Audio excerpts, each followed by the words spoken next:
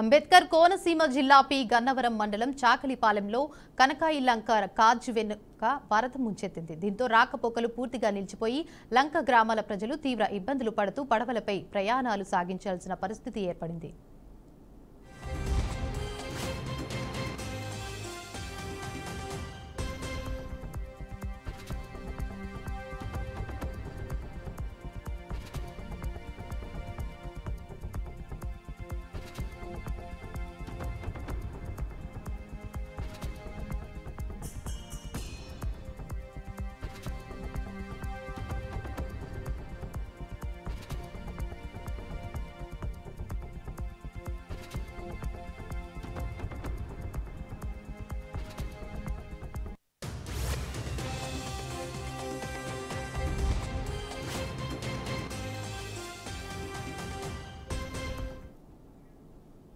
నల్గొండ జిల్లాలోని నాగార్జున సాగర్ ప్రాజెక్టు ఎగువ వర్షాల కారణంగా 3,52,341 క్యూసెక్లు భారీ వరద ప్రవాహంతో ఉధృతంగా ప్రవహిస్తోంది.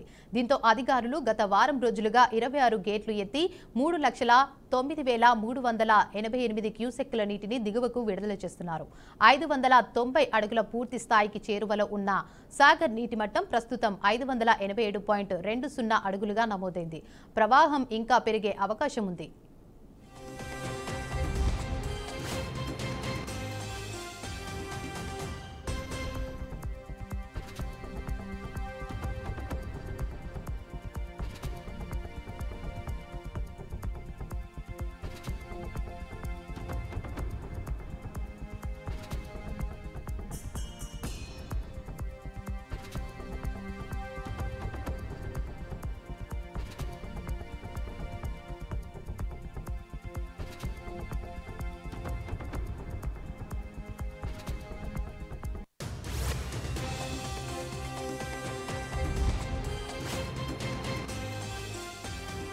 కర్నూలు జిల్లా ఎమ్మిగనూరులోని మైనారిటీ కాలనీలో మౌలిక వసతులు లేని సమస్య కొనసాగుతోంది. దాదాపు 29 సంవత్సరాల క్రితం ఏర్పడిన ఈ కాలనీలో ఇప్పటికీ డ్రైనేజీ, సిమెంట్ రోడ్లు, వీధి లైట్లు వంటి కనీస వసతులు లేక ప్రజలు తీవ్రమైన ఇబ్బందులు ఎదుర్కొంటున్నారు.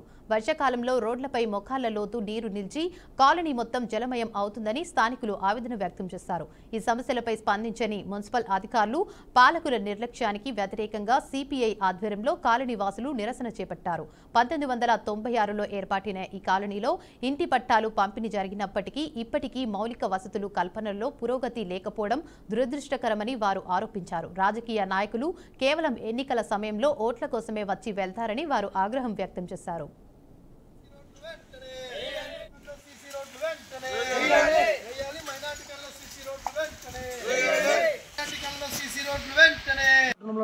ప్రధానమైనటువంటి మైనార్టీ కాలనీలోన ఈ కాలనీ ఏర్పడి దాదాపు 29 సంవత్సరాలు కావస్తున్నా కనీసం డ్రైనేజ్ కానీ, సీసీ రోడ్లు కానీ, వీధి లైట్లు లేక ఇక్కడ ప్రజలు తీవ్ర ఇబ్బందులు పడుతున్నారు. ప్రధానంగా వర్షాకాలం వచ్చిందంటే ఈ ప్రాంతం మొత్తం కూడా జలమయమవుతుంది.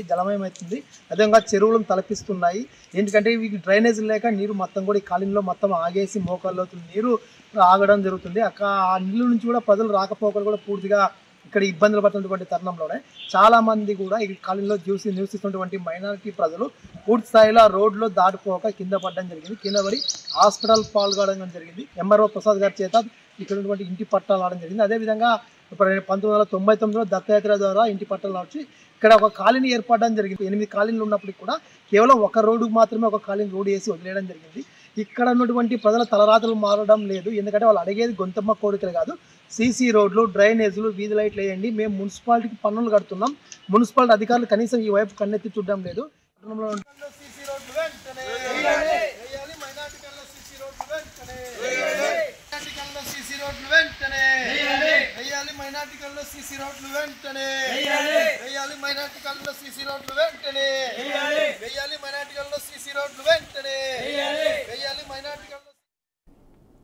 కూటమి ప్రభుత్వం ఏర్పడిన తర్వాత దేవాదాయ నామినేటెడ్ పోస్టుల విషయంలో న్యాయం చేయలేదని చిత్తూరు జిల్లా బీజేపీ నేతలు ఆవేదన వ్యక్తం చేశారు. టీడీపీ, జనసేన పార్టీలకే ఎక్కువ నామినేటెడ్ పోస్టులు కేటాయించడంతో బీజేపీ ఆర్జీలకు ఎటువంటి స్పందన రాలేదని అన్నారు. ఈ సమస్యలను చిత్తూరు ఎమ్మెల్యేలకు అనేకసార్లు తెలియజేసినా స్పందించలేదన్నారు.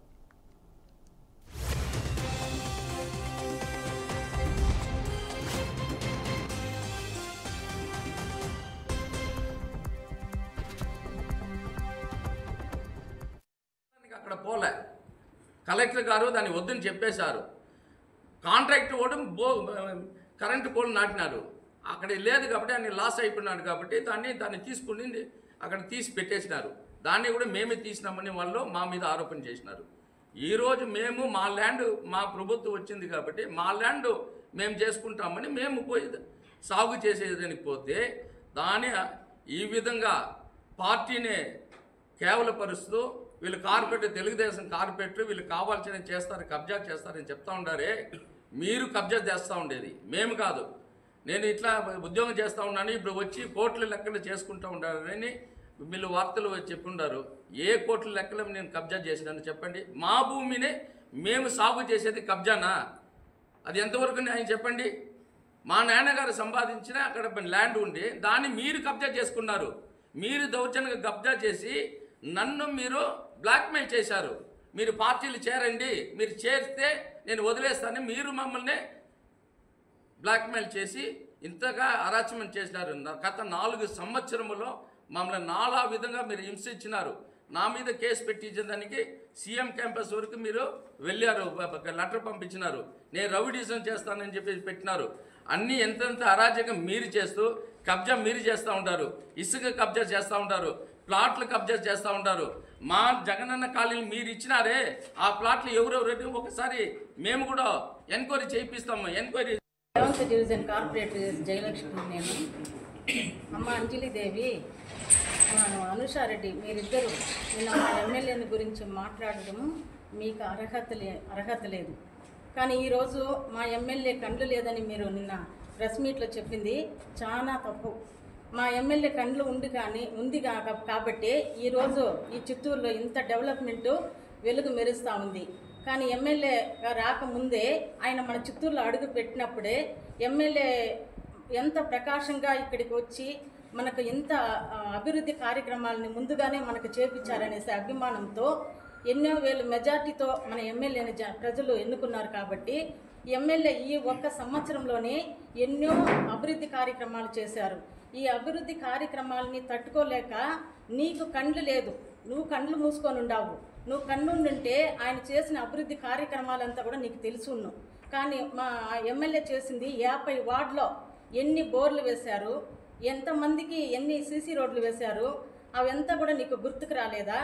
మీ వైసీపీ ప్రభుత్వంలో 19 నుండి 24 వరకు మీ ఒక్క వర్క్ అయినా కూడా ఒక్క పని అయినా కూడా మీరు చూపించినారనేది కూడా మా ముందుకు తీసుకొని రండి. నీకు దమ్ము ధైర్యం ఉంటే నువ్వు మా ప్రభుత్వంలో నేను ఈ పని సాధించాను, నేను ఈ చిత్తూరులో ఈ డెవలప్మెంట్ చేశాననేసి మీరు ఎక్కడ చూపిస్తారో రండి.